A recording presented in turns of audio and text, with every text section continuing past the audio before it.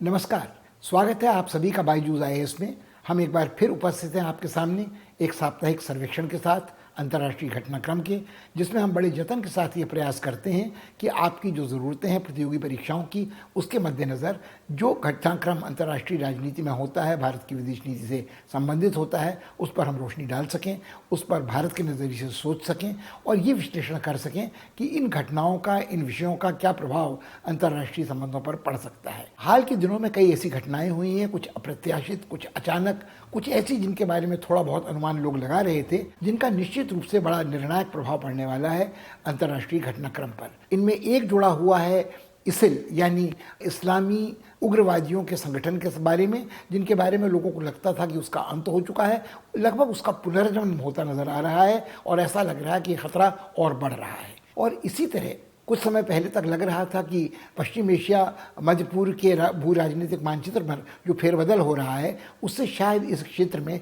तनाव कम होगा, शांति शायद वापस बहाल हो सकेगी और संबंध शायद सामान्य हो सकेंगे। मगर यहाँ भी चिंताजनक कुछ घटनाक्रम सामने आया है और निश्चित रूप से इन दोनों घटनाक्रमों में अंतर संबंध है।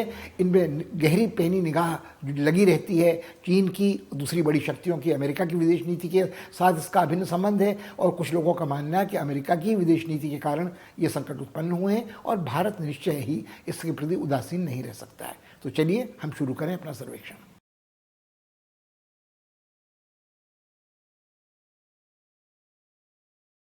इस्लामिक उग्रवादियों में जो सबसे खतरनाक संगठन माना जाता था वो आईएसआईएस या आईएसआईएल था, जिसका विस्तार होता है इस्लामिक सल्तनत ऑफ इराक इन सीरिया या इस्लामिक सल्तनत ऑफ इराक इन लेवांत। और इसके अनेक नाम हैं, अरबी में इसका दशेश नाम है।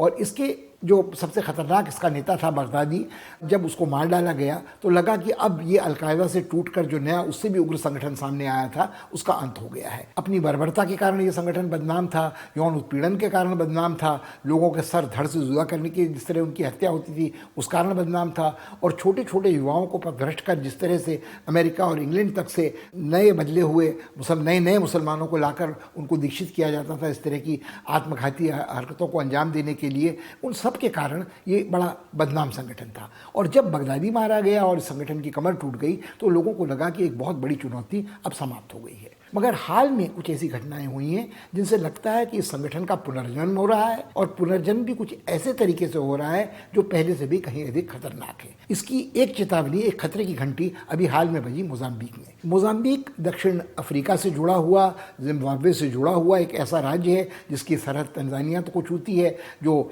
हिंद महासागर में जिसके पोत खुलते हैं, और वहाँ बहुत समय से अराजकता का माहौल है। 2015-16 से ही अल-शबाब नाम का एक संगठन वहाँ सक्रिय है, जिसका दावा है कि वो यहाँ पे एक इस्लामी राज्य बनाना चाहता है, क्योंकि यहाँ की सरकार भ्रष्ट है, वो उस इस्लाम को महत्व नहीं देती है और आर्थिक संसाधनों का दुरुपयोग करती है। बीच बीच में उसके जो हमले होते थे निरीह नागरिकों पर या सरकार के सैनिकों पर, उनका जवाब बीच बीच में दिया जाता रहा है और लोगों को लगता था कि इसके ऊपर भी काबू पा लिया गया है। मगर अभी हाल में मोजाम्बिक के उत्तरी प्रांत काबो दिलगाडो में, जहां अल्फुंगी नामक स्थान पर एक कई अरब खरब डॉलर से एक तेल गैस संयंत्र लगाए जा रहे हैं और 6 अरब डॉलर इस परियोजना के पहले चरण में शुरू होने वाले हैं, जो पाल्मास नामक एक कस्बे के बहुत निकट है। और यहाँ जो कंपनियां काम कर रही हैं उनमें सबसे बड़ा निवेश किया है फ्रांस की तेल गैस कंपनी टोटल ने, और एक अमेरिकी कंपनी एक्सॉन, जो बहुत बड़ी कंपनी पेट्रोल उद्योग की मानी जाती है अमेरिका में, उसका भी कुछ निवेश यहाँ है। चीनियों ने भी अपनी रुचि दिलचस्पी दिखाई है इस क्षेत्र के गैस भंडार में। मगर कुल मिलाकर इस बार जो हुआ वो लगभग अप्रत्याशित था, मगर कुछ विद्वानों का मानना है कि अप्रत्याशित नहीं था। बहुत समय से इस तरह की जानकारी मिलती जा रही थी खुफिया सूत्रों को, गुप्तचरों को, इस तरह का कोई हमला हो सकता है। इन्होंने, क्योंकि अतीत में जो हमले किए हैं उसमें कई हजार लोग मारे गए हैं और लगभग 5 लाख 6 लाख आदमी शरणार्थी बनकर इस इलाके में आ गए हैं, जिनको अन्यत्र प्रताड़ित किया जाता था। क्योंकि जो लोग अधिकांशतः गाँव देहात के इलाके में जंगलों के पास रहते हैं, जिसे बुश कहते हैं, वहाँ तो ज़िंदगी के, रोज़गार के कोई साधन है ही नहीं, चिकित्सा के न शिक्षा के, और वहाँ कोई आदमी मजबूरी में ही जाता है। मगर जब जिस कस्बे में, जिस छोटी बस्ती में वो रहते हैं, वहाँ उनके घर जला दिए जाते हैं, उनके बच्चों का अपहरण हो जाता है, वहाँ हत्याएं हो जाती हैं, तो लोग रहना पसंद करते हैं किसी सुरक्षित ऐसे स्थान में जहाँ संतरी हों, चौकीदार हों, और जहाँ इतने बड़े पैमाने पर पूंजी निवेश हो रहा हो वहाँ इन संयंत्रों की रक्षा के लिए, इन परियोजनाओं में काम करने वालों की रक्षा के लिए, हिफाजत के लिए निश्चित रूप से कोई न कोई प्रबंध सरकार भी करती है और वो बड़ी कंपनियां भी करती हैं जिनका निवेश हुआ है। अब हुआ इस बार ये कि पाल्मास नामक स्थान पे अल्टूरा नाम का एक होटल था जहाँ वो विदेशी कर्मचारी जो कुशल कारीगर थे, जो इन परियोजनाओं में काम करते थे, रहते थे। उस होटल की घेराबंदी इन आतंकवादियों ने कर दी और उसके पहले जिस तरह से बर्बरता से इन्होंने इस पूरे कस्बे को तहस नहस किया, जिसमें सैकड़ों लोगों को मार दिया गया, उनके सर धड़ से अलग कर दिए गए। और इस बार ये इतने तैयार थे, इनके पास मशीन गनें थी, इनके पास मोर्टार थे, इनके पास जो हवाई जहाज संरक्षण देने को आते इन सैनिकों को, सरकारी सैनिकों को, उन पर हमला करने लायक हथियार भी इनके पास थे। अब जब ये सब लोग डर कर, जो शरणार्थी थे, वो होटल में आ गए तो होटल की घेराबंदी कर दी गई। तो एक निजी सुरक्षा एजेंसी जो काम करती थी दक्षिण अफ्रीका में, उसने ठेका लिया था सुरक्षा प्रदान करने का। उसने जो इनको रिहा करने के लिए एक रणनीति बनाई थी वो बुरी तरह से असफल हो गई। जो हेलीकॉप्टर आने वाले थे उनको उतरने नहीं दिया गया, उन हेलीकॉप्टरों पर इन बागियों ने हमले किए। और उसके अलावा जब इन्होंने ये कोशिश की कि तोड़ फोड़ कर होटल के भीतर घुस आएंगे तो कुछ लोगों ने भागकर अपनी जान बचाने की कोशिश की, वो तो तत्काल मार डाले गए। और जो हेलीकॉप्टर और नावें इन लोगों को बचाने के लिए भेजी गई थी, उन नावों को उन्होंने समुद्र तट तक बागियों ने पहुंचने नहीं दिया। और हेलीकॉप्टरों का कभी ईंधन कम हो जाता था, कभी उनके पास हथियार यथेष्ट मात्रा में नहीं रहते थे, भले उनके साथ अंगरक्षक हेलीकॉप्टर भी उड़ाने भर रहे थे। फिर ये तय किया गया कि कुछ मोटर गाड़ियों में, 17-18 मोटर गाड़ियों में इन लोगों को लेकर वहाँ से निकाला जाएगा। मगर जब मोटर गाड़ियाँ जैसे ही होटल से बाहर निकली वो घेर ली गई और उनको उसमें बैठे सवारों को मौत की घाट उतारा गया। 17 गाड़ियों में से कुल 7 गाड़ियां इस घेराबंदी को तोड़कर बाहर निकलने में सफल हुई और इन 7 मोटर गाड़ियों में भी 7-8 लोग मारे गए। कितने घायल हुए इसका भी पूरा भरोसे से, इत्मीनान से पता नहीं लगाया जा चुका है। जांच अभी जारी है और लोग सहमे हुए हैं। जो मोजाम्बिक के नागरिक हैं उनको बहुत आपत्ति और इस बात से है कि फ़ौज कहाँ थी। फ़ौज उस समय जब सारा हत्याकांड हो चुका था, जब सारी तबाही उस पूरे कस्बे की हो चुकी थी, तब कहाँ से क्यों प्रकट हुए? क्या इसका कारण ये है कि सेना का मनोबल बहुत गिरा हुआ है, वो बागियों से लड़ने को तैयार नहीं है, या वो डरे हुए हैं, या सरकार की इच्छा नहीं है यहाँ हस्तक्षेप करने की? वो सोचती है जिन कंपनियों ने, जिन देशों ने यहाँ निवेश किया है वही अपनी सुरक्षा की हिफाजत करें। मगर यदि ऐसी अराजकता बनी रहती है तो वो कल्पना नहीं कर सकते हैं कि इस तरह का निवेश वहाँ निरापद रहेगा और विदेशी हस्तक्षेप वहाँ नहीं होगा। अब एक विश्लेषण इस तरह का है कि लोग कहते हैं कि जो आज मोजाम्बिक में हो रहा है वो सिर्फ अकेले मोजाम्बिक में नहीं हो रहा है। यहाँ अल-शबाब है, मगर अभी कुछ दिन पहले अल-शबाब, जिसके साथ इसका कोई सीधा संबंध नहीं है, सिर्फ नाम का साम्य है, उस संगठन ने सोमालिया में राष्ट्रपति के निवास पर हमला किया था। वहाँ जो एक अंतर्राष्ट्रीय होटल है उस पर हमला किया था, कई लोगों को बंधक बनाया था, कई लोगों की जानें गई थी। और वहाँ भी ये कहा जाता है कि सरकार का एक जियो और जीने दो वाली कार्यक्रम इन बागियों के साथ चलता है, जो इस्लामिक आतंकवादियों के साथ मिले हुए हैं, अपनी कुर्सी बचाए रखते हैं, उनका भ्रष्टाचारी शासन चलता रहता है, मगर वो ये नहीं जानते कि निरीह जनता पर क्या गुजर रही है। इसी तरह अगर आप देखें तो कुछ समय पहले निजर में घटनाएं घटी थी। नाइजीरिया में आए दिन कभी 100, कभी 70, कभी 80 लोग मारे जाते हैं, कभी सैकड़ों छात्र बंधक बना लिए जाते हैं स्कूलों से। वहाँ भी गांव जलाए जा रहे हैं, कस्बे जलाए जा रहे हैं, बल्कि जो प्रांतीय मुख्यालय है वहाँ तक निरापद कोई स्थिति नहीं रह गई है। और वहाँ भी ये देखने को मिलता है कि वहाँ बोको हराम नाम की का इस्लामी कट्टरपंथी संगठन काम करता है। कहीं नाम बदलकर माली में, मलावी में, चाड में, कोंगो में, वो नाम हर जगह बदल जाता है। कहीं वो इस्लामिक सल्तनत ऑफ नॉर्थ वेस्टर्न अफ्रीका हो जाता है, तो कहीं वो इस्लामिक सल्तनत ऑफ सेंट्रल अफ्रीका हो जाता है। मगर वो वहाँ की जो अफ्रीकी देशों की सीमाएं हैं वो बिल्कुल चलनी की तरह है और लोग इधर उधर आते जाते रहते हैं। तो एक जगह आपराधिक घटनाओं को अंजाम देकर ये लोग दूसरी तरफ चले जाते हैं। तो लोगों का मानना है, कुछ लोगों का मानना है, कुछ विश्लेषकों का, और ये एक पक्ष है कि इस सारे घटनाक्रम की जिम्मेदारी अमेरिका की है, जिसने 9/11 के हमले के बाद अल-कायदा को आतंकवादी संगठन करार दिया और उसामा बिन लादेन के सफाई के बाद, खात्मे के बाद ये मानकर चले कि अब उन्होंने इस संकट पर विजय प्राप्त कर ली है। और उन्होंने जब बगदादी की कमर तोड़ी थी अलकायदा संगठन की, तब उन्हें लगा कि अब तो बिल्कुल ही वो निश्चिंत होकर बैठ सकते हैं। मगर वो इस बात को भूल गए कि उनकी अपनी भूमि भले ही निरापद रही हो, ये एक बार बिखरने के बाद अलकायदा के जो छितराए हुए अलग अलग टुकड़े थे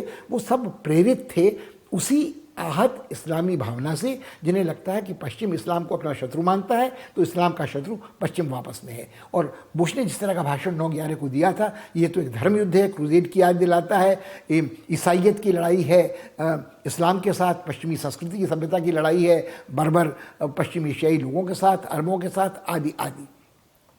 मगर ये सारी बातें अतीत की हैं। आज जो चीज़ स्पष्ट है कि कहीं ना कहीं रक्त बीज राक्षस के रूप में ये अनेक ऐसे इस्लामी संगठन हैं जो इस्लाम का मुखौटा पहनकर आतंकवादी घटनाओं को अंजाम देते हैं। अब दुर्भाग्यपूर्ण स्थिति यह है कि हम बहुत आसानी से मान लेते हैं, और ये दूसरा पक्ष है। कुछ विश्लेषकों का मानना है कि जिसको अंग्रेजी में इस्लामोफोबिया कहते हैं, ये इस्लाम द्वेष का स्वर जानबूझकर पश्चिम फैलाता है, क्योंकि पश्चिम ने जिन स्थितियों को पैदा किया था पश्चिम एशिया में या अफ्रीका में, जहाँ सत्ता हस्तांतरण हुआ था, सत्ता परिवर्तन हुआ था, सीरिया में, लीबिया में, इराक में, अफगानिस्तान में और मिस्र में कोशिश की गई थी, तो वहाँ इस कारण ही जो अस्थिरता पैदा हुई है, तो वहाँ अराजकता की स्थिति पैदा करने के लिए अमेरिका जिम्मेदार है। और आज भी जो फ़ायदा इस अस्थिरता से, अराजकता से हो रहा है, वो उन अमेरिकी कंपनियों को हो रहा है जो अपने नागरिकों की जान तो वहाँ खतरे में नहीं डालते हैं, उनके कुछ सैनिक हिफाजत के लिए वहाँ रहते हैं, मगर ये बड़ी अमेरिकी कंपनियाँ ठेके पर जिन विदेशियों को काम करने के लिए ले जाती हैं, जिनमें भारतीय भी हैं, पाकिस्तानी भी हैं, अन्य देशों के नागरिक भी हैं, जो अपनी जान को जोखिम में डालकर वहाँ उन अमेरिकी कंपनियों का काम करते हैं या ठेके पूरे करते हैं। और ये बिल्कुल अब तक निर्विवाद रूप से प्रमाणित है कि अफ्रीका में जो गरीब देश हैं, वहाँ जो गरीब और अमीर के बीच की खाई है, जिससे एक क्रांतिकारी तेवर वहाँ के युवा वर्ग में पैदा होता है, उसका एक बड़ा कारण ये है कि ये देश गरीब नहीं है, इनके प्राकृतिक संसाधन बहुत संपन्न हैं। कहीं हीरा है, कहीं सोना है, कहीं गैस है, कहीं दुर्लभ खनिज हैं, मगर इन सब का दोहन अमेरिकी कंपनियां करती हैं या पश्चिमी यूरोप की कंपनियां करती हैं। जैसा हमने उल्लेख किया कि मोजाम्बिक में टोटल फ्रांस की कंपनी है, एक्सॉन अमेरिका की कंपनी है, चीन की दिलचस्पी वहाँ के कुछ संसाधनों पर है, और यही बात कमोबेश दक्षिण अफ्रीका और अन्यत्र भी लागू होती है। नाइजीरिया भी तेल से संपन्न देश है, कोंगो में हीरे बहुत प्रचुर मात्रा में होते हैं। अगर जिन बातों की ओर हमें ध्यान देना चाहिए, तो फिर असली इनका कारण, इस उपद्रव का, इस अस्थिरता का, इस अराजकता का, इस हिंसा का कारण क्या है? तो जो विश्लेषक समाजशास्त्रीय दृष्टि से देखते हैं, उनका मानना है कि आधुनिक युग तो अफ्रीका में कभी पहुंचा ही नहीं, औपनिवेशिक शासकों ने उसका विकास राजनीतिक होने ही नहीं दिया। तो एक पूर्व औपनिवेशिक कबायली मानसिकता से पूरा अफ्रीकी महाद्वीप एक तरह से पीड़ित है, कुछ इक्का दुक्का अपवादों को छोड़कर। तो ये जो हिंसा है, इसका कारण सिर्फ इस्लाम और ईसाइयत का टकराव नहीं है, इसका पश्चिमी संस्कृति का और अरब बर्बरता का टकराव नहीं है। इसका एक बुनियादी कारण ये है कि अनेक देशों में गरीबी बहुत असहनीय है, अमीर और गरीब की खाई बड़ी दुखदायक, कष्टदायक आग के सामने दिखती है, और एक आकांक्षाओं का जो ज्वार पैदा हुआ है, उसको रोका थामा नहीं जा सका है। मसलन जब आप ये कहते हैं कि मोजाम्बिक में $6 अरब की प्रथम चरण की योजना चल रही है, $60 अरब का निवेश होने वाला है, तो इन युवाओं को लगता है कि उनके सारे कष्ट एकाएक दूर हो जाने वाले हैं। वो ये सोचने को तैयार नहीं है कि $5 अरब की जो परियोजना है, उसको लाभप्रद रूप से, सुचारू रूप से चलाने के लिए 5, 6, 7 वर्ष का समय हो सकता है, और सभी लोगों को रोज़गार वहाँ मिले ये भी ज़रूरी नहीं है। जो जहाँ परिष्कृत आधुनिक संयंत्र होते हैं, उनको चलाने के लिए बहुत कम मजदूरों की ज़रूरत पड़ती है, वो कंप्यूटर चालित होते हैं, वो हाई टेक्नोलॉजी के होते हैं, और बहुत ही सीमित संख्या में लोगों को जीविका या रोजगार यहाँ मिल सकती है। मगर जब वो देखते हैं कि काम शुरू हो गया है और वहाँ काम करने विदेशी आ रहे हैं, तो एक तरह का द्वेष उनके मन में इनके प्रति होता है, बहुराष्ट्रीय कंपनियों के प्रति होता है। नव उपनिवेशवाद की अनुगूंज यहाँ सुनाई देती है, नव साम्राज्यवाद का खतरा यहाँ उनको अपने सामने प्रकट होता नजर आता है, जिसका दुरुपयोग और जिसका दोहन कट्टरपंथी इस्लामी तत्व बड़ी आसानी से कर सकते हैं। तो ये यदि इस्लाम और ईसाइयत का टकराव नहीं भी होता, तो इस चिर परिचित गरीबी की समस्या के कारण, जिसका कोई समाधान नज़र नहीं आता, सरकारी भ्रष्टाचार के कारण, कुशासन के कारण, सेना के मनोबल के घटने के कारण, ये सारी घटनाएं यथावत ही रहती और ये हिंसा इसी तरह वहाँ पनपती रहती। अब यदि मोजाम्बिक या इस तरह के कोई दूसरे देश अपने बचाव में असमर्थ हैं, तो क्या कोई पड़ोसी देश इनकी मदद कर सकता है? दक्षिण अफ्रीका अपने सैनिक भेजने की पेशकश कर चुका है, जिम्बाब्वे शायद मदद कर सकता है, मगर इस बीच ये हिंसा का अलावा तंजानिया में बढ़कर बह सकता है। और जिस समय वैश्विक महामारी कोरोना की चपेट में सारे अफ्रीका के देश तिलमिला रहे हैं, वहाँ इस संकट के प्रकट होने के कारण उस पर काबू पाना लगभग असंभव होता जाता है। और क्या हम ये निश्चित रूप से मान सकते हैं कि इस तरह का हस्तक्षेप पड़ोसी चाहे कितनी सदाशयता से क्यों न करे, निकट भविष्य में उस गलतफहमी को जन्म नहीं दे सकता है कि वहाँ विदेशी हस्तक्षेप हो रहा है और उस देश की स्वाधीनता में कुछ संकुचन, कटौती हो रही है। ये समस्या अंतर्राष्ट्रीय बहुपक्षीय हस्तक्षेप के बारे में भी कही जा सकती है और संयुक्त राष्ट्र लगभग अपने को लाचार समर्थ कर चुका है, कुछ वीटो के कारण, कुछ बड़ी शक्तियों की दिलचस्पी के कारण।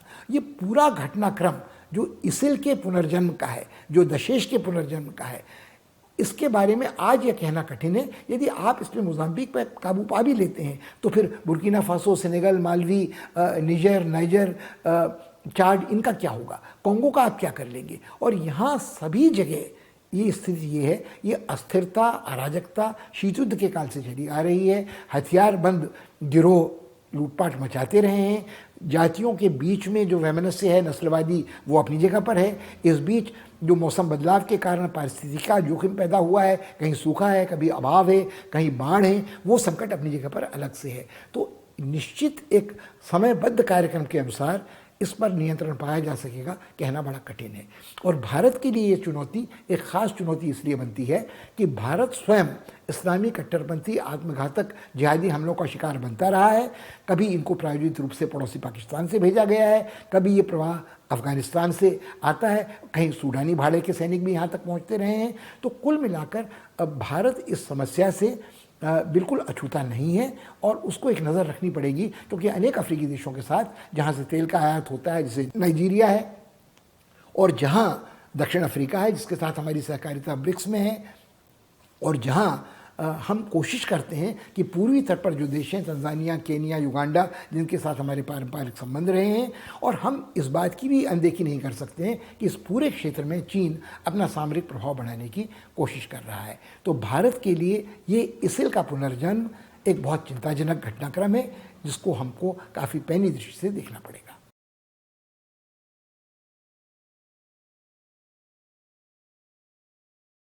पश्चिम एशिया कहिए या मध्य पूर्व कहिए या अरब संसार कहिए, उसके बारे में कुछ समय पहले तक ये अटकलें लगाई जा रही थी कि वहाँ अब अस्थिरता का दौर समाप्त होने वाला है, वहाँ तनाव घटने वाले हैं, क्योंकि सऊदी अरब ने अपने रिश्तों को सामान्य करने का प्रयास किया था इजराइल के साथ, जो उनका चिरंतन शत्रु, पारंपरिक शत्रु माना जाता है।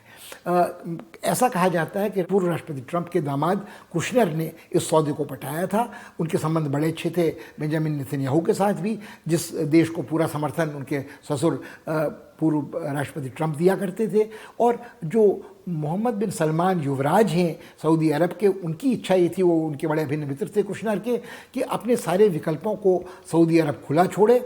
और इसी युवराज ने हस्तक्षेप किया था यमन के गृह युद्ध में। उनको लगता था कि वो बड़ी आसानी से इस गृह युद्ध में विजय प्राप्त कर लेंगे और ये उनके सर का एक और सेहरा हो जाएगा, मगर ऐसा हुआ नहीं था। मगर सऊदी अरब को इस बात का भी एहसास था कि तेल की आय निरंतर रहने वाली नहीं है। अमेरिका प्रतिद्वंदी के रूप में, शैल तेल के रूप में सामने आ सकता है, और लोग बड़े मौसम बदलाव के कारण ईंधन से, इस फ्यूल ईंधन से, जो जीवाश्म ईंधन था, फॉसिल फ्यूल्स थे, उससे बचना चाहते थे, कार्बन प्रसरण का संकट था। तो वो अपनी अर्थव्यवस्था को दुरुस्त करने के लिए एक ऐसा परिवेश तैयार करना चाहते हैं जिसमें अन्य विकल्पों को वो तलाश सकें। तो बड़े धूमधाम तामझाम के साथ, बड़े विज्ञापित तरीके से इजराइल से पर्यटकों के विमान सऊदी अरब पहुँचे, यूएई पहुँचे, और ऐसा लग रहा था कि स्थिति सामान्य हो जाएगी। कुछ लोगों ने तब भी इस बात की ओर ध्यान दिलाया था कि नाटकीय घटनाक्रम तत्काल नहीं हुआ है, इसकी तैयारी काफ़ी समय पहले से की जाती रही थी।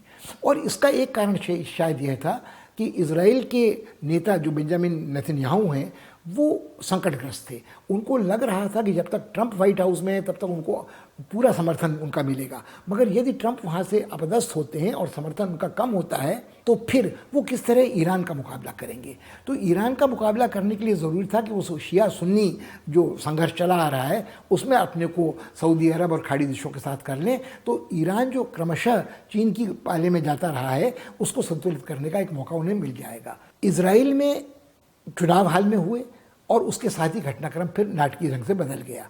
2 साल में ये चौथा चुनाव था, मगर इस चुनाव में भी निर्णायक कोई पक्ष जीतकर सामने आया नहीं।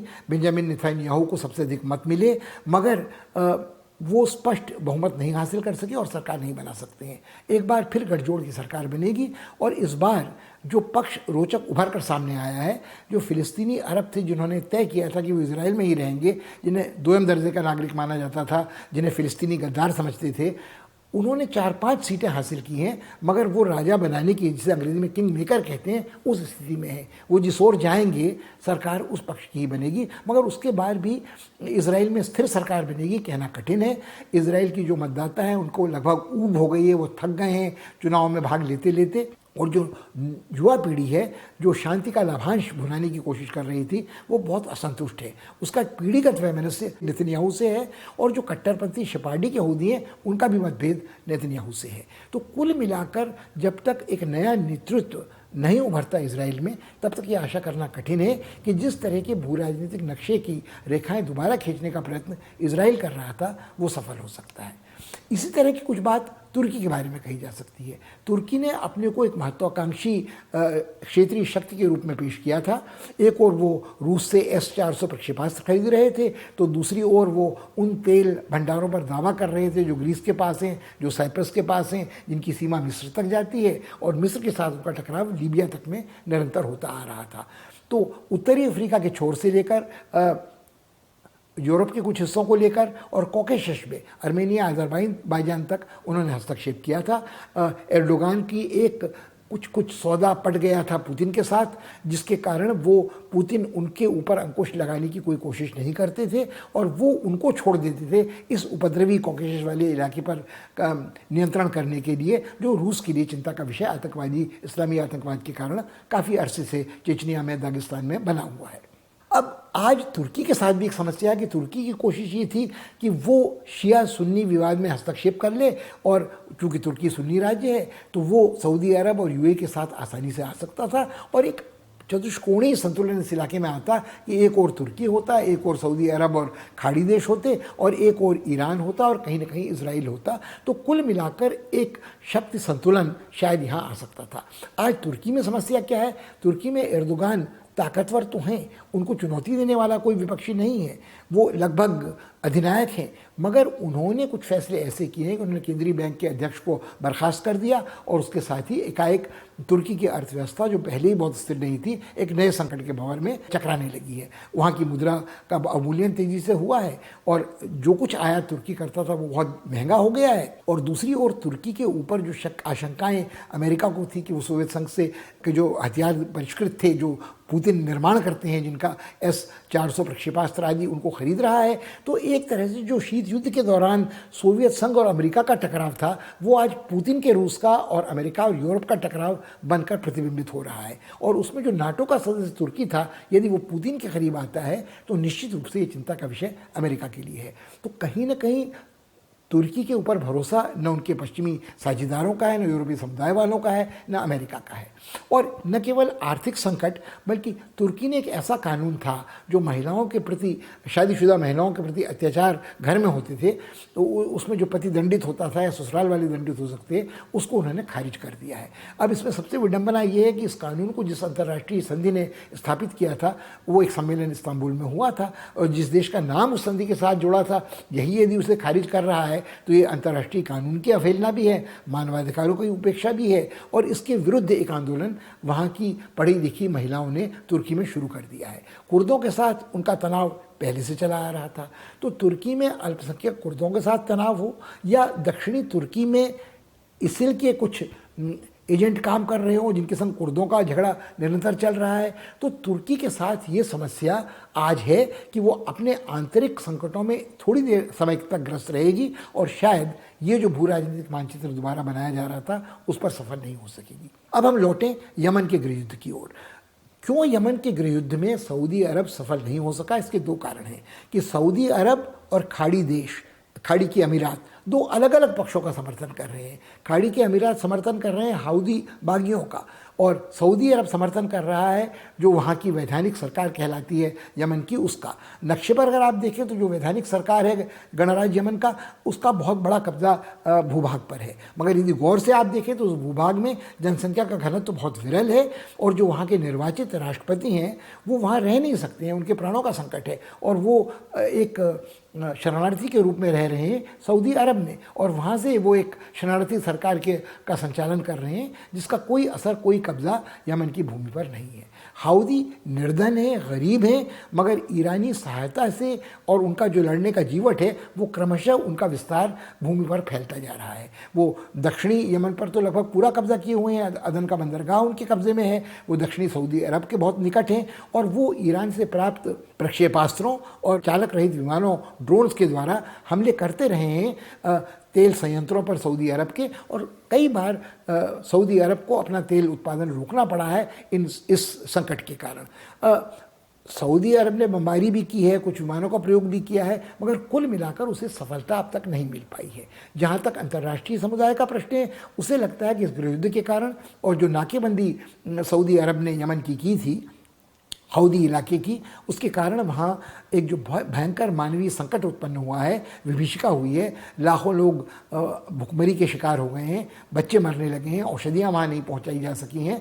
तो इस त्रासदी को रोकने के लिए हाल में एक पेशकश शांति सुलह की सऊदी अरब ने की थी, जिन्होंने कहा था कि हम सद्भावना के एक संकेत के रूप में युद्ध विराम की पेशकश करते हैं। मगर हाउदियों ने इसे मानने से इनकार कर दिया, क्योंकि वो घेराबंदी कर चुके हैं मारिब शहर की। यदि वो उस पर कब्जा कर लेते हैं तो कुछ और तेल संसाधनों पर उनका कब्जा हो जाएगा, और जब वो युद्ध जीत रहे हैं रण क्षेत्र में तो वो आखिर समझौता करने को राजी क्यों होंगे। उनको स्पष्ट लग रहा है कि ना कुशनर है, ना ट्रंप है, इजराइल अपने चुनाव के कारण संकटग्रस्त है, तुर्की अपने आंतरिक संकटों में ग्रस्त है, और इस समय उनका जो हमदर्द और समर्थक ईरान है वो भले ही चीन के खेमे में चला गया हो, मगर उसने जो आर्थिक प्रतिबंध उसके ऊपर लगाए गए थे उनका सामना बखूबी किया है। और भले ही बाइडेन ने अभी उस पर लगाए प्रतिबंध हटाए नहीं हैं, मगर उन्होंने संकेत दिए हैं कि वो चाहते हैं कि यदि ईरान कोई संदेश दे कि वह संवाद के लिए, शांतिपूर्ण समाधान के लिए तैयार है, तो इस पर विचार किया जा सकता है।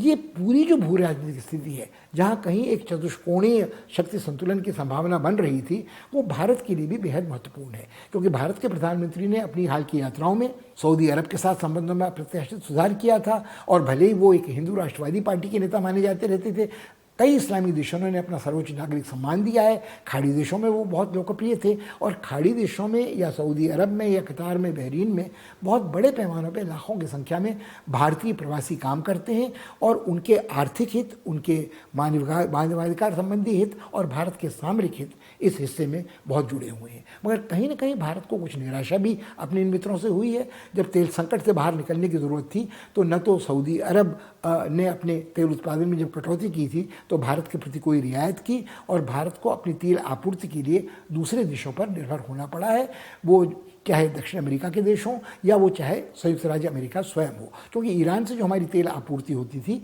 वो हमने अमेरिकियों को खुश करने के दबाव के चक्कर में कटौती कर ली थी। हम अफ्रीका से तेल लाते हैं, नाइजीरिया से, और हम अन्यत्र ढूंढ रहे हैं कि कहाँ कहाँ से तेल आ सकता है। यदि एक बार हम अपने तेल निर्यात करने वाले देशों की सूची की प्राथमिकता बदलते हैं तो निश्चय ही हमारे संबंध सऊदी अरब के साथ या खाड़ी देशों के साथ यथावत नहीं रह सकते हैं। मगर दुबई के साथ एक घनिष्ठ संबंध भारतीय उद्यमियों के, उद्योगपतियों के जो कर बचाना चाहते हैं होते रहे हैं, और कहीं ना कहीं भारत को अपनी पूरी पश्चिम एशिया नीति, मध्य एशिया नीति, अरब देशों के साथ अपने संबंध पर पुनर्विचार करना पड़ेगा निकट भविष्य में।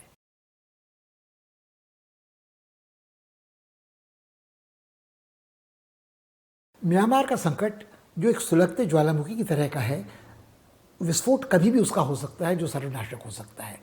पिछले 2 महीनों में वहाँ की सैनिक तानाशाह सरकार ने जिस बर्बर तरीके से दमन किया है शांतिपूर्ण प्रदर्शनकारियों का, उसने रोंगटे खड़े कर दिए विश्व भर में सब लोगों के। इन 2 महीनों में लगभग 450 लोग मारे गए हैं, और जो लोग मारे गए हैं उनको इस बर्बरता से, नृशंसता से मारा गया है, जिनमें 1 साल का कोई बच्चा है, 3 साल की कोई बच्ची है, 14-15 साल के स्कूली छात्र हैं, किसी को घर में घुसकर मारा गया है, किसी के, और वहाँ की फौजी तानाशाहों ने निर्देश दिया है सिपाहियों को कि वो लोगों को जान से मारने के लिए गोलियाँ चलाएं।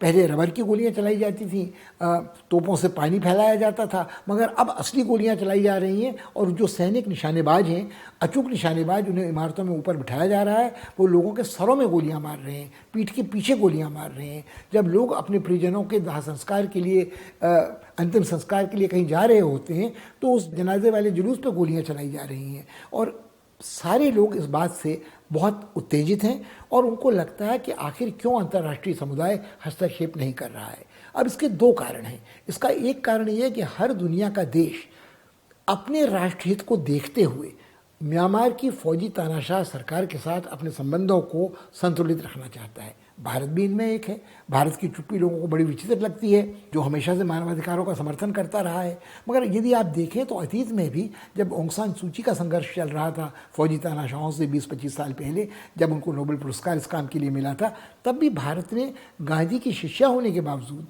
उनको मौखिक समर्थन भी बहुत प्रकट रूप से नहीं दिया था, क्योंकि पूर्वोत्तरी राज्यों के जो बागी हैं वो शरण लेते रहे हैं म्यांमार बर्मा में, और वहाँ की सरकार हमारी मदद करती रही है उन्हें हमें वापस प्रत्यार्पण के लिए। सबसे बड़ा कारण ये है कि जो चीन सबसे बड़ा साझीदार म्यांमार की फौजी तानाशाह सरकार का है, उनको सैनिक साथ सामान बेचता है, वहाँ से बड़े पैमाने पर सामान खरीदता है, उपकरण बेचता है, और वहाँ से जो नाजायज तस्करी का व्यापार होता है वो भी चीन के जरिए ही होता है, बर्मा के उत्तरी प्रांतों से। तो जब तक चीन का समर्थन म्यांमार की फौजी सरकार को प्राप्त है, अंतर्राष्ट्रीय समुदाय बहुत कुछ कर नहीं सकता, क्योंकि चीन का वीटो हमेशा म्यांमार का बचाव करता रहेगा सुरक्षा परिषद में। तो बर्मा की जनता और म्यांमार की सरकार का जो अंतर है वो बिल्कुल स्पष्ट हो चुका है। इसी तरह की विचित्र बात आसियान देशों के साथ है। यदि आसियान के जो देश हैं वो सारे के सारे जो म्यांमार के पड़ोसी देश हैं उसके व्यापार में साझीदार हैं, जापान भी एक महत्वपूर्ण साझीदार उसका है, इनकी कंपनियां म्यांमार में काम कर रही हैं और मुनाफा कमा रही हैं, वहाँ के लोगों को रोज़गार दे रही हैं, मगर आलोचकों का मानना है उसका कोई फ़ायदा म्यांमार की आम जनता को नहीं हो रहा है। ये सारा पैसा भ्रष्ट सैनिक जनरलों की जेब में जा रहा है, और जब तक उनके न्यस्त स्वार्थों की पूर्ति होती रहती है और वो उन देशों के हितों की रक्षा करते रहते हैं जिनका निवेश म्यांमार में है, तो शायद उनकी सरकार स्थिर बनी रहेगी। कुछ लोगों को चिंता इस बात की है कि आखिर कब तक सैनिक ऐसे गैरकानूनी आदेशों का पालन करेंगे। ऐसा भी हो सकता है कि या तो शिखर में जनरलों को लगे कि जो वर्तमान जनरल हैं वो उनके हितों का, सेना के हितों का संरक्षण नहीं कर रहे हैं, उस तख्ता पलट कर कोई नया जनरल सामने आए। और ये भी हो सकता है जो कई अनेक युवा सैनिक हैं उन्हें लगे कि वो निरपराध अपने देशवासियों पर गोलियां कैसे चला रहे हैं। आखिर सरकार का ये प्रचार है कि ये सब देशद्रोही हैं, ये विदेशी एजेंट हैं, मगर कैसे कोई मान सकता है कि 1 साल का बच्चा, 3 साल की बच्ची, 14-15 साल का स्कूली छात्र देशद्रोही विदेशी एजेंट है। और एक संकट और पैदा होने जा रहा है कि कुछ लोगों ने घोषणा की है कि यदि आत्मरक्षा के लिए शस्त्र उठाने पड़े तो अब तक जो शांतिपूर्ण आंदोलनकारी थे वो शायद हिंसा का सहारा ले सकते हैं। और जब हाल में म्यांमार की सरकार ने वायुसेना से बमबारी करवाई दक्षिणी म्यांमार के उस प्रदेश में जो थाईलैंड के साथ जुड़ा हुआ है, तो कहीं ना कहीं ये संकट पैदा होता है कि गृहयुद्ध जैसी स्थिति, करेन मुक्ति सैनिकों ने ये घोषणा की है कि वो इसके लिए तैयार हैं, और जितनी जनजातियां हैं, भले ही म्यांमार की बहुसंख्यक जनता बर्मन है, मगर उन्होंने कहना शुरू किया कि जो बर्मा की संघीय व्यवस्था होगी उसमें रोहिंग्याओं को भी अधिकार होंगे, करेनों को भी अधिकार होंगे, चिन को भी होंगे, मौन को भी होंगे, शान को भी होंगे। तो ये सारी जनजातियाँ यदि एक होती हैं और सरहद पर हथियार उठाती हैं तो शायद मौजूदा सरकार के लिए ये संकट गहरा होगा। इसके कोई आसार नज़र नहीं आ रहे हैं कि यांगोन हो, मांडाले हो, बागान हो या और कोई बड़ा शहर हो, वहाँ आज लोग कम सड़कों पर आ रहे हैं, मगर फिर भी आ रहे हैं, गोलियां खा रहे हैं, शहीद हो रहे हैं। और दूसरी ओर म्यांमार की फौजी सरकार के तेवर बिल्कुल ऐसे हैं कि वो बदलेगी नहीं। कुछ लोगों को लगता है कि वर्तमान फौजी सरकार उन घटनाओं की पुनरावृत्ति कर रही है, उसी रणनीति का आचरण कर रही है जो उसने 1988 में शांतिपूर्ण आंदोलनकारियों के दमन के लिए अपनाई थी। उस समय 3000 जानें गई थी, पर सेना निरापद बची रह सकी थी। दूसरे विश्लेषकों का मानना है कि आज की दुनिया और आज का म्यांमार 1988 का म्यांमार और दुनिया नहीं है, और आज की नई पीढ़ी जो म्यांमार की है वो बहुत टेक्नोलॉजी जानती है, उसके पास सोशल मीडिया है, वो डिजिटल साक्षरता से संपन्न है और वो हार मानने को तैयार नहीं है। वो एक बार आर पार की लड़ाई लड़कर इस सरकार से छुटकारा पाना चाहती है और वो उस डिजिटल माध्यमों का प्रयोग कर सकती है बैंकिंग सेवाओं में बाधा डालने के लिए, कंपनियों के कामकाज में बाधा डालने के लिए, यातायात संपर्क के साधनों में बाधा डालने के लिए। और सरकार यदि इस सबसे जूझती रहेगी तो उसके लिए कठिन होता रहेगा अपने को निरापद बनाए रखना। आज तक म्यांमार की फौजी सरकार को जो सबसे बड़ा आश्वासन भरोसा है वो ये है कि अड़ोस पड़ोस की सारी सरकारें ऑथोरिटेरियन हैं, जिसे अंग्रेजी में कहते हैं, तानाशाही मिजाज की सरकारें हैं जो विपक्षियों को बर्दाश्त नहीं करती हैं। सबसे बड़ा जो उसका मित्र संरक्षक चीन है, वहाँ शी ऐसे ही हैं। दुनिया की जो एक दूसरी महाशक्ति है, सोवियत संघ के बाद पुतिन का जो स्वरूप वहाँ देखने को मिला है, वो जो सोवियत तानाशाही थी उससे कम बड़ी तानाशाही के तेवर उनके नहीं हैं। पुतिन का रूस भी एक ऑथोरिटेरियन देश ही कहलाता है। कुछ लोगों का कहना है कि बाइडेन के चुनाव के पहले जो ट्रंप थे उनके तेवर तो बिल्कुल ही तानाशाह वाले, तो नकमिजाज तानाशाह वाले थे। और यदि आप देखें तो बोरिस जॉनसन भी लगभग इसी तरह आचरण करते हैं, न संसद की परवाह करते हैं, न विपक्ष की परवाह करते हैं, न कानून के राज की परवाह कभी कभी करते हैं। फ्रांस के राष्ट्रपति मैक्रोन के तेवर भी शुरू से कुछ ऐसे रहे हैं कि वो फ्रांसीसी राष्ट्रपति सीधे निर्वाचित होता है तो वही सर्वशक्तिमान है। यदि आप देखें तो जो पड़ोस में आसियान के देश हैं वहाँ भी सारे देश लगभग अथॉरिटेरियन हैं। वो थाईलैंड हो तो वो तो एक सैनिक तानाशाही है जो राजतंत्र का मुखौटा सामने रखती है अपने को वैधानिक सरकार बनाने के लिए। वो कहती है हम तो राजतंत्र की रक्षा के लिए प्रकट हुए हैं। यदि आप देखें तो मलेशिया में जो कभी एक उदार जनतंत्र था वो क्रमशः इस्लामी कट्टरपंथी की ओर गया है और वहाँ भी विपक्ष के लिए जगह निरंतर कम होती गई है। असहमति का स्वर आप मुखर नहीं कर सकते हैं और कहीं इस्लामी कानून लागू होता है तो कहीं अंग्रेज़ी तरीके का औपनिवेशिक काल का कानून लागू होता है। मीडिया को पूरी तरह से स्वतंत्र वहाँ भी नहीं माना जा सकता है। और अगर आप चलें तो कंबोडिया में एक कुनबा परस्त साम्यवादी तानाशाही भी प्रकट होती नज़र आ रही है। फिलीपींस में दुतार्ते का शासन तानाशाही का शासन है।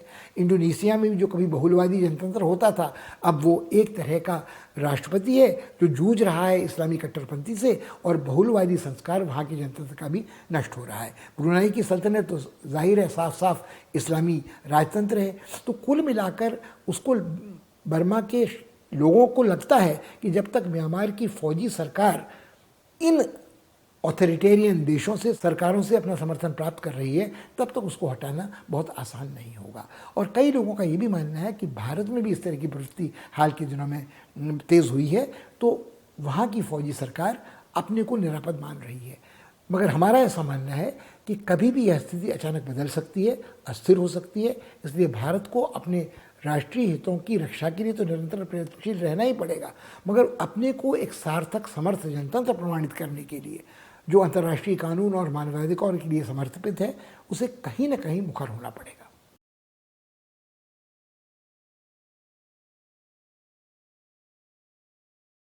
इस सप्ताह इतना ही, मगर हम फिर एक बार आपसे अनुरोध करेंगे कि जो कुछ चर्चा हमने इस बार इस सर्वेक्षण में किया है उस पर ध्यान दें। घटना सिर्फ इतनी नहीं है कि मोजाम्बिक में फिर इस्लामी आतंकवादियों ने हमला किया है, सैकड़ों लोगों को मारा है, हज़ारों लोगों को शरणार्थी बनाया है और ये संकट ऐसा लगता है कि रक्तबीज फिर से प्रकट हो रहा है। वो मोजाम्बिक में जो कुछ घटनाएं हुई वो एक बड़े घटनाक्रम का हिस्सा हैं कि जहाँ इस्लामिक खलीफेत, इस्लामिक सल्तनत जिसको समाप्त हुआ समझा जाता था वो फिर से प्रकट हो रही है। उसकी जायज़ नाजायज़ संतानें जो छितरे हुए हिस्से अलकायदा के हैं वो कहीं अल-शबाब है, कहीं हरकतुल अंसार है, कहीं अंसारुल सुन्ना है, कहीं वो बोको हराम है। और नाम कुछ भी हो जाए मगर ये कहना कि ये सब इस्लामी आतंकवाद है कठिन है। इनके जो कारण है वो अगर आप देखें तो गरीबी है, अभाव है, आकांक्षाओं का ज्वार है जिसको थामने में सरकारें असमर्थ नहीं हैं, सरकारी भ्रष्टाचार है, कबायली हिंसा है, बहुराष्ट्रीय कंपनियों द्वारा नव साम्राज्यवादी नव उपनिवेशवादी दोहन इन गरीब देशों का है जो देश गरीब नहीं है मगर उनके आर्थिक संसाधनों को लूट खसोट कर विदेशी और बड़ी कंपनियाँ ले जाते हैं और जो हस्तक्षेप यहाँ होता है वो उनकी संप्रभुता को संकुचित करता है, वो उनका समर्थक मित्र करे या कोई बाहरी देश करे। तो ये सारी चीज़ें ऐसी हैं कि चाहे वो भू राजनीतिक नक्शा मध्य पूर्व का या पश्चिम एशिया का हो, चाहे वो इस्लामी तथाकथित इस्लामी आतंकवाद हो, मगर आतंकवाद अंतर्राष्ट्रीय आतंकवाद से भारत जूझता रहा है। वो अनदेखी किसी भी घटनाक्रम की नहीं कर सकता है। और सबसे जटिल जो इस गुत्थी को बनाती है वो बात यह है कि संसार की सभी बड़ी शक्तियाँ अमेरिका, रूस, चीन की नज़र इन दो महाद्वीपों पर, एशिया में, पश्चिम एशिया में, अरब संसार में और अफ्रीका में टिकी हुई है। भारत के पड़ोस में जो घटनाक्रम म्यांमार में हो रहा है वो चिंताजनक सिर्फ इसलिए नहीं कि वहाँ भारत का पड़ोस है, मगर वहाँ भी जो ऑथोरिटेरियनिज्म कहते हैं, जो अधिनायकवाद की तरफ जा रहा है, जो फौजी तानाशाही की ओर जा रहा है, वो सिर्फ अकेला ऐसा देश नहीं है। वहाँ जो नरसंहार हो रहा है उसमें यदि अंतर्राष्ट्रीय शक्तियाँ कोई हस्तक्षेप नहीं कर पा रही हैं तो उसका कारण ये कि पूरे संसार में ये प्रवृत्ति फैल रही है। वो आसियान के देश हो, वो चीन हो, वो पुतिन का रूस हो, वो बोरिस जॉनसन का ब्रिटेन हो या मैक्रों का फ्रांस हो। और कुछ लोग ये भी कह सकते हैं कि भारत आज पूरा जनतंत्र नहीं है, अधूरा ही जनतंत्र है, क्योंकि यहाँ भी एक प्रवृत्ति अधिनायकवाद की तरफ जा रही है, असहमति का स्वर मुखर नहीं होने दिया जाता।